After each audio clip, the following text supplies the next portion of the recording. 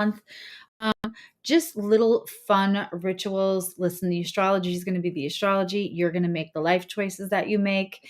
And, you know, transitions happen and events happen to bring us to a deeper realization to ourselves and sometimes bring things to the surface. So while all of these are fun and I love doing them, and I do think there's some stuff does show up for some of it.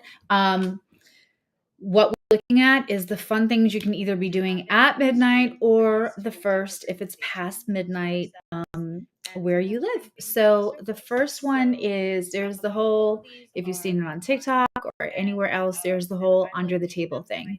So I made a joke that I will be under the table with polka dot underwear. At midnight, I will be wearing more than that, but the polka dot underwear brings. Hi, Laura. I just started. So the polka dot brings abundance. There is now. Here's what gets interesting. So there is a urban myth, spiritual myth going around, and I'm sure a lot of practitioners are like, it's not a myth, it works. That if you wear red underwear under your clothes, please, unless you live by yourself, and then do whatever makes you happy. So if you go under the table at midnight eating grapes and red undies, it's supposed to bring like love and like adoration your way for the year, but a lot of people would tell you that that is far more a potent strategy on the spring solstice, like March 21st, March 20th, depending on where you live, which is the astrological new year. There are some brilliant creators that break that down on TikTok if you want to go more into looking at that. Rabbit. I went to a hippie school, Bay Community School, shout out. When I was young on Long Island, where things are more better. And we used to say rabbit the first day of every year. So saying rabbit at midnight is supposed to bring luck and prosperity and multiply, as rabbits do, your wealth, abundance, joy, luck, love, all of that. But one of the things that I like to do every year, and I will be hanging up with this and going right out to is I will sweep my porch. I will also put a couple of dollars in my wallet, like cash dollars. And I know none of us carry that around anymore, right? But I just have like $2 that I hang on to, and I will put them in my wallet. And I will sweep my porch, and then I will stand facing my doorway and blow cinnamon from my hand into the threshold from the outside looking in, and been doing this for years. On the first blow of the cinnamon, I'm going to say that this house knows unlimited streams of income. And then on the second one, I'm going to say that the people in this home experience abundance and unlimited streams of income, unlimited streams of love, of health, and happiness. Even when they're not looking for it, it finds them. And on the third one, I blow the last of the cinnamon and say, everyone associated with this home, which means all the people that I love too that don't physically reside in the home, experience prosperity beyond their wildest dreams. And hi, Sherry, beyond their wildest dreams, and experience prosperity that they don't have to go searching for. And so that's my personal, I'm sure there's a ton of different manifestations people say with the cinnamon, but cleaning off the porch or cleaning you don't want like dirty shoes. Listen, the reason that I don't do this on TikTok is because if I say My personal belief system is to say those things and blow the cinnamon, and someone will come along and be like, that's not how you do it. And that's not how they do it. And they're right. They do it differently. And I'm sure it works wonderfully for them. And you are all very welcome to go explore research in whichever one. You don't have to use mine, but this isn't supposed to be out of ego. So whichever one resonates and whichever practitioner feels like their method really feels good and resonates and feels good while you're doing it, do theirs. There's no prize. I don't get a sticker if you use mine instead of somebody else's. So hi, Karen and Stella. And so, thanks. So the other thing that I like about cleaning the porch is you want to clean clutter. I say all the time, unlimited sources of income, things I can do without trying are always trying to find me, right?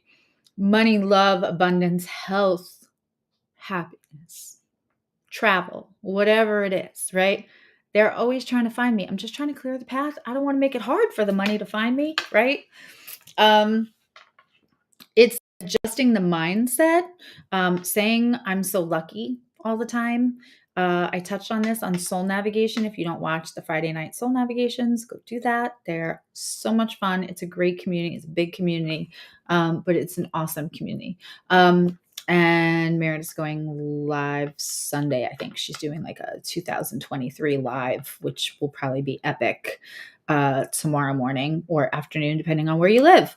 But I touched on this there, where wake up and just think, I'm so lucky. And I say this all the time when I get off sessions with a lot of you. I feel like I am so lucky. I love what I do. The privilege is mine. When I say that, I mean that. That's not something I say and then, come off session and be like, oh, these people are so lucky I would ever read for them. That is totally not who I am. I really do. That's a genuine statement. But I walk around all the time with the idea of like lucky, but not only thinking that until it like resonates in every cell of my body. Like, I'm not worried about going to chase a perfect partner or the perfect body. I'm going to do things so that I feel healthier, and I'm going to do things, hi Cassie, to be smart and informed about my health. And I'm also going to wear short sleeves and get comfortable with my wobbly bits that I'm not comfortable with, because it's also about loving my body now and feeling so lucky that I get to be me in this vessel just how it is, and not wait to love myself or feel lucky to be me when I lose 20 pounds or 25 or 30, or when I can run half of a marathon. So instead of thinking of who you're not kissing or like who you're arguing with, because the energy's a little janky tonight, and all of that, you know, just feel lucky. If you're not in your dream place, or it doesn't matter, feel lucky. And I know that sounds a little delusional, but in that moment, in that energy, when the clocks are changing and we're walking into, now, are there a bunch of other things, like the first step you take should be with your right foot? But, if you're left-handed, that's not going to resonate. There are a bunch of little things. You can look them up. But the ones that I personally do is like take a moment of gratitude, but genuinely just like cat that ate the canary grin. Feel so lucky for the life that I've created, because owning that I've created exactly what I exist in now gives me the power to create more of what I want. Feeling like I'm stuck in a life that was handed to me against my will is very disempowering. It feels very powerless. So the rituals for 2023 is the cinnamon. If you want to go under the table, I'm a fun girl. I love some shenanigans. Changing my underwear and getting under the table at 12. I'm gonna do it. But the cinnamon in the door, I do every month, but I really love it for New Year's, and cleaning off your dwelling outside and also inside. I know a lot of people, I love the art of feng shui. I'm not an expert. I wouldn't ever pretend to be an expert, but they're incredibly wonderfully educated people. I tend to go to creators who maybe grew up with that. I think we suggested somebody last night on the Soul Navigation live that we liked for feng shui. I changed my office around. I've been pretty lucky with those appointments coming in from my flash sale. Or my live last night. I changed my office around. My live last night went to 1,000 quicker than any live I've ever done on Soul Navigation or any live I've ever done ever. It went to 1,000 so quick. And it was ridiculously long. There was no logic behind it, right? But I changed the office space. Hi, Lioness and Cassie and Karen.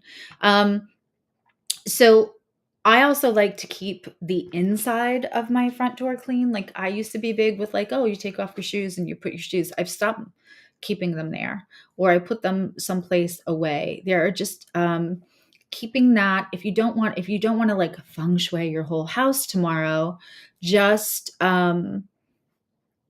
clear the outside space of your door and the inside space of your front door. Hey, Phil. And watching and feeling the flow afterwards, I promise you'll feel it. So I said this was only going to be a few minutes. Do we all feel like, I didn't think anybody was going to show up. I started with 0 people. Should I just pull an oracle card for everybody for good luck for the new year?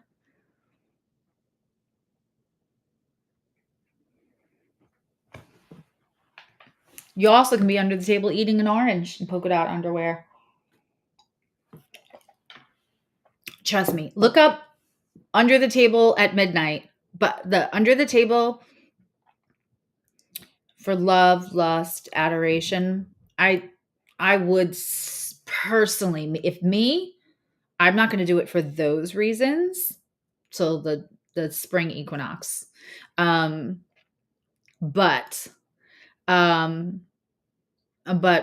for abundance, yeah, sure. During Capricorn season, absolutely. All right, so I'm pulling a card. Okay, let's pull a card for everybody. Yeah.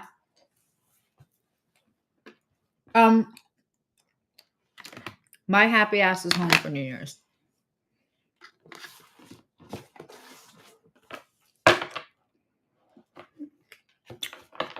And then we're going to do things as soon as I get off. As soon as I get off here, I'm going to go clean my porch and do the cinnamon. Or clean my porch so I can do cinnamon at midnight.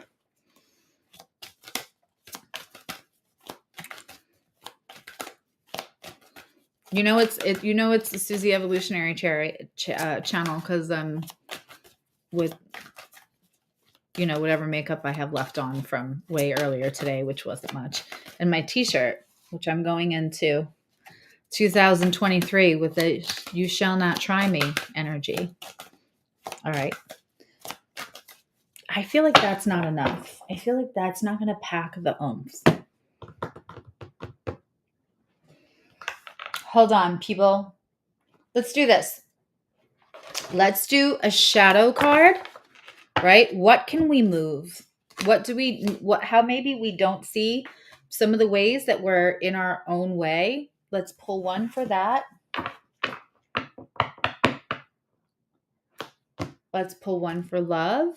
And then let's pull one for us. And I feel like that should be map of the world. That sound good? I got all my cards. Map of the world. I'm on top of the world. Where's my map of the world? See, I'm making myself reach up here. That's the star seed.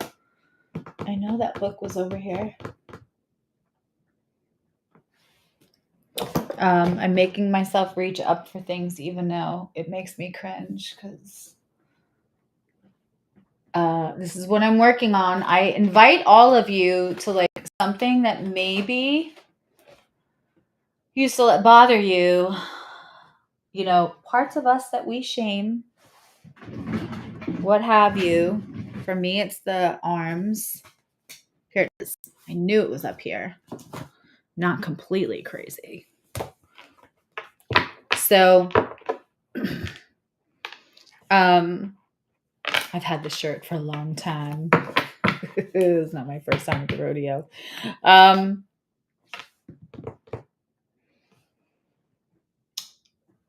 We need that book. And I have more than one love deck, but that's what we're going to do.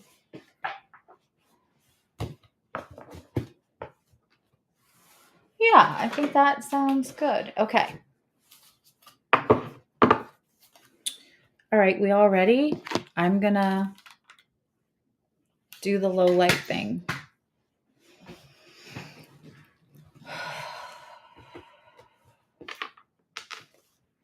All right, let's pull Threads of Fate Shadow deck. Oh, God.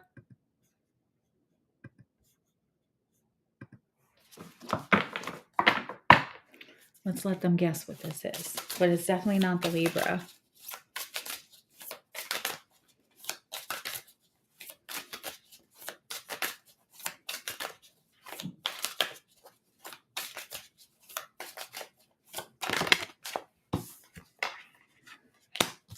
Okay.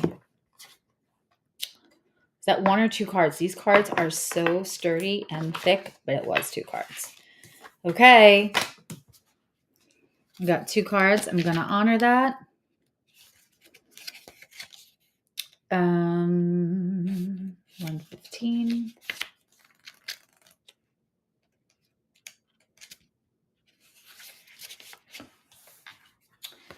The Void.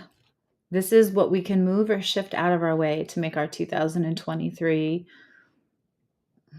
more bountiful, especially during the transitions. The void can be deeply uncomfortable. It is nothing, an emptiness that penetrates all aspects of self. We may feel blank.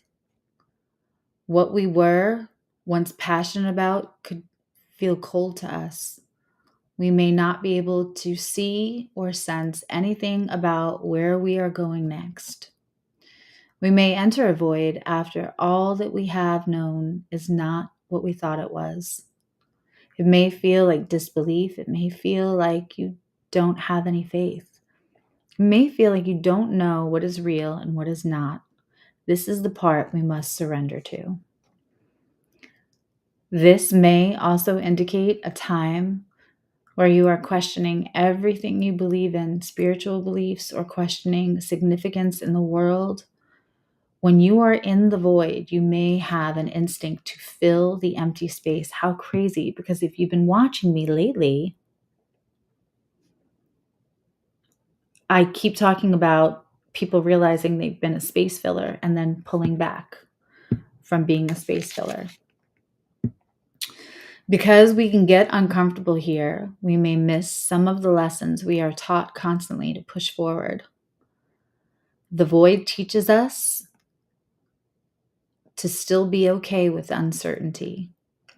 Trying to escape the space and shores, we stay here or return sooner than we would like.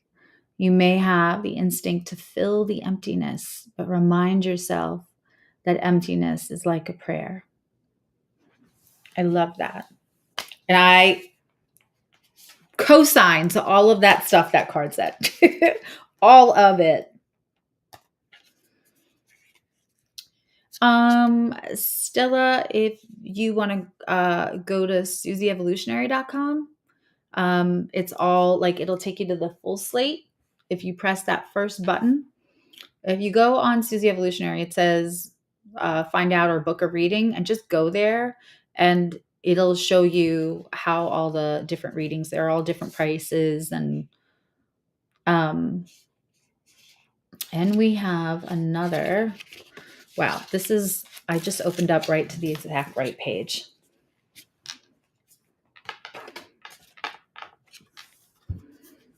If somebody's on there and loves me and would like to type in Susie Evolutionary in the comments for Stella, that would be great. It's just susieevolutionary.com.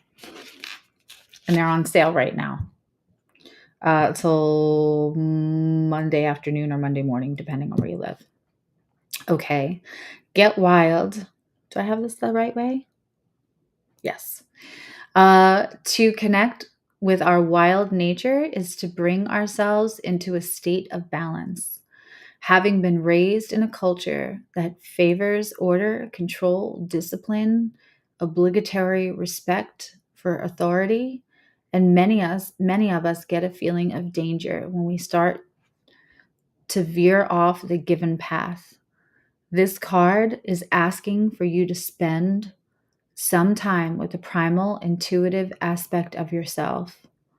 What immediately comes to mind when you think of that part of you? If your wild self was a movement, what would it be? If it was a sound, what would the sound be? If it was a song, what is that song? Spend some time asking yourself what it means to get wild and then make some space for that.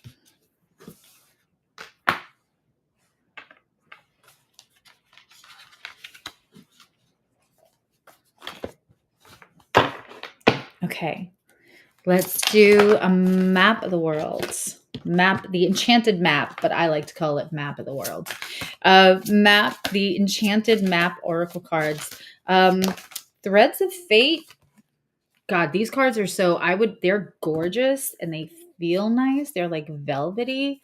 If they weren't like $70, $80 a pop, I would have more of them. Threads of Fate are by Blair Porter and Britt June, who I assume are doing well for themselves, and these cards are incredible, so I'm not mad at them. Okay.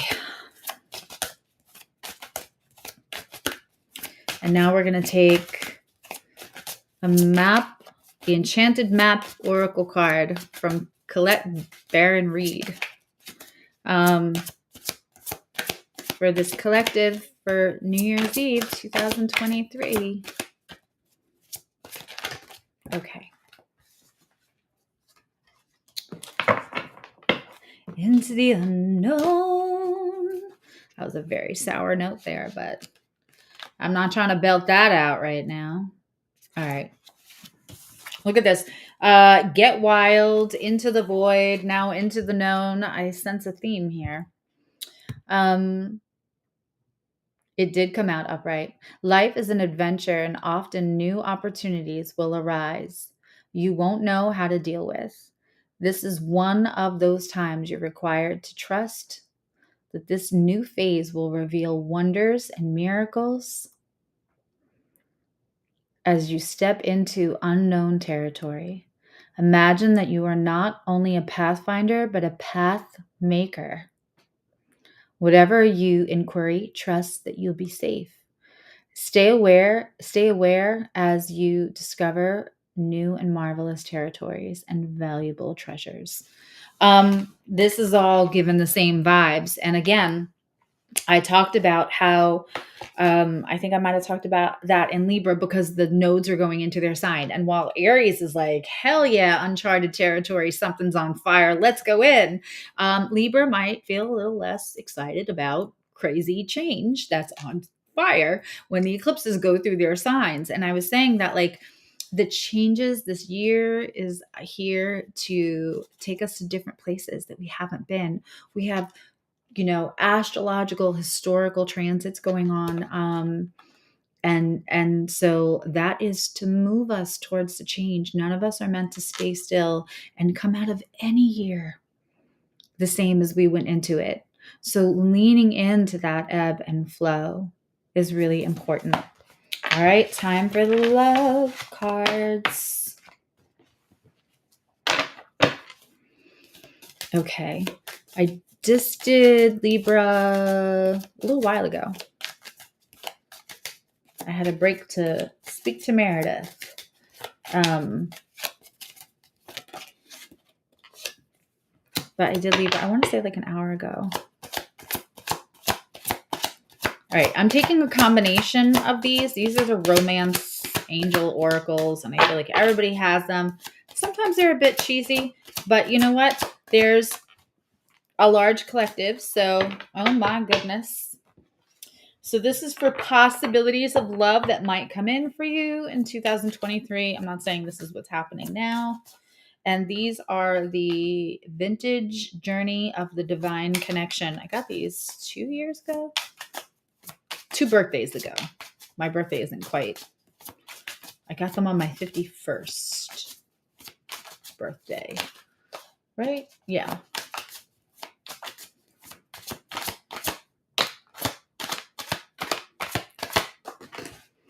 Yeah, it explains how the phone ones work too. There's a Zoom no cameras, and you can get Zoom on your phone for free. So as long as you have a phone, you can do a Zoom. Hello, Keto Chula. Okay, so let's pull one more for good measure. So these are the energetic opportunities for love and romance, for your emotional journey in 2023.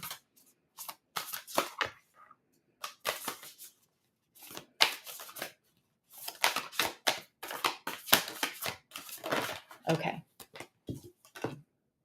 Oh, well, that there. Okay. The cards are all agreeing with each other. Okay, so for our cheesy Harlequin romance cover-esque, these are so, I'm a Cancer, you would think, and I'm a 7th house moon, you would think that I would, and maybe when I was younger, but now I'm like, oh God, that's so cheesy. Age. So we have possible past life connection. You have known each other before, past life relationship. I mean, that looks hot and steamy. That looks like the cover of a book, if ever something did. And then we have express your love. Go ahead and make the gesture. So there may be somebody coming up for you. Again, a lot of stuff is going to shift around spring when all the Saturn goes into Pisces and Pluto goes into Aquarius. That's going to bring a big shift to everybody. Jupiter is going to run through Aries, so that's going to feel like en fuego in all the best ways. Hi, Amber.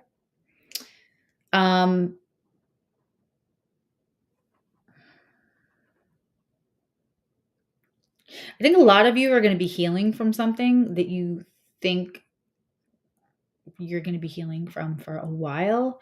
Somebody's going to come along and just curl your toes, and I mean that in a nice way. And you're going to feel an instant connection and thought, well, look, now all of my brains have fallen out again. And this feels like danger zone because this is usually how I get myself in trouble.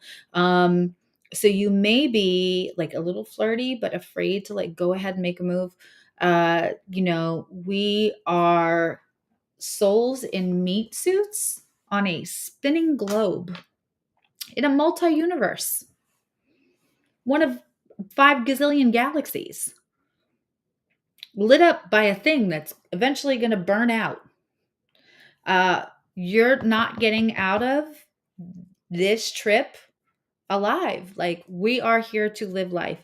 Go ahead, express your love, because you know what? The worst that's going to happen is you're going to find out this wasn't for you, or they're not interested, and then you've just saved yourself time and energy, my friend, and you won't have it over your head as a what if. Well, this person seems real great, but I wonder what would happen if us 2 kids ever got together. Don't wonder. Yeah. You are on a spinning rock that's kind of controlled by a giant ball of fire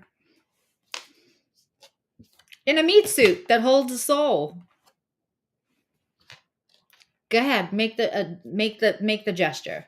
Then what came out in this one is be willing to express love. So I don't think I have to double explain the same card coming out in a different deck. I didn't even know those 2 existed in the same. Okay. Turn your back on anything that does not uplift you.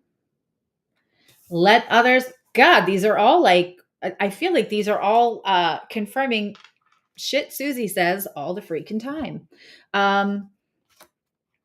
Let others meet you at your level. Don't lower your vibration. What do I say all the time? If you elevate yourself, don't make anybody feel like you have to come back down for them. They are more than welcome to come meet you. And sometimes they'll surpass you, but don't do that because now you're both stuck down there and no one's happy. Crying is a part of the healing. Let the tears flow. You have to listen, whatever happens in the beginning, this is your beginning cards. Turn your back on anything that does not uplift you. Let that help you heal. Cry, let it out, feel your feelings so that you process them so you're not just going through the motions and then all of a sudden, because I promise you, when you try to go through the motions in life and you don't process things, seriously, it'll show up. It'll just, hi, remember me? The feelings you didn't process? Guess what we're doing today? Oh, is it inconvenient? Too bad. Should have done it 6 months ago. I mean, I'm not wrong. Let others meet you at your level. Absolutely. We're not backtracking. When I did the soul navigation last night, we kept getting the same cards for the Page of Cups in reverse and the Star card. In other words, we are not waiting for half-assed apologies from people so that we can heal.